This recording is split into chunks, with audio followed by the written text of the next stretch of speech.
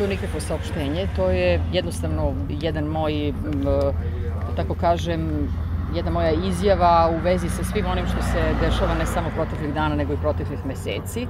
Dakle, očigledno ja toj takozvanoj opoziciji, ne ovoj aktivnoj opoziciji koja radi, koja predlaže i mnoge ideje smo mi usvojili kao vlast, već ova takozvana opozicija koja je bojkotovala izbore, koja se plaši da izađe s nama na crtu, a onda iz prikrajka negde iza nekog ćoška proziva, kontroliše, meri, prebrojava, traži i tako dalje, to je bilo upućeno njima.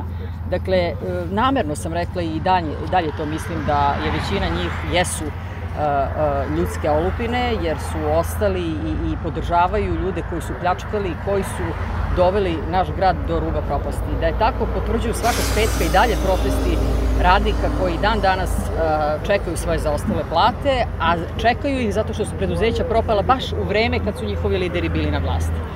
Dakle, mi smo sada tu da ispravljamo nešto što je vrlo teško ispraviti i upravo zbog toga što se svih tih godina to dešavalo i što jesmo, kako neki kažu, bili dolina gladi, makoliko to jako teško i mučno zvučalo, mi sada ispravljamo i što se tiče dugova za struju i što se tiče dugova za objedinjenu naplatu i što se tiče dugova za druge komunalije, a sećate se šta je bilo tih i 2000. godine i naravno pre toga kada se rušila vlast, kada su se burići skupljali na trgu našem centralnom, kada su se palili računi i tako dalje. Dakle, ovo nam je sada kusur od svega toga i ti isti bi sada da se bez pardona vrate. Dakle, to je bio jedan moj pogled na to, jer se svake večeri kocke na trgu prebrojavaju. Sva sreća, pa nemaju više šta i toliko da prebrojavaju, da će trg biti završen. U stvari, trg je već završen, ali most će biti završen do 1. avgusta. Sve ono što nije dobro, nadzor je tu. Evo ga, stoji sa moje desne strane.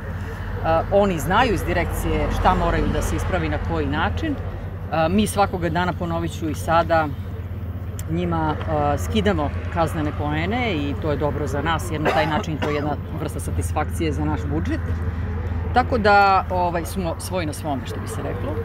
Tako da to nije nikakvo saopštenje, to je samo jedan moj pogled na neke ljude koji nemaju svoje živote, imaju tuđe živote, vode moj život iz njihovih fotelja, iz viđenih njihovim očima zapravo, a ljudi koji, kada biste im verovatno dali mogućnost da budu tu gde sam ja, pitanje šta bi uradili.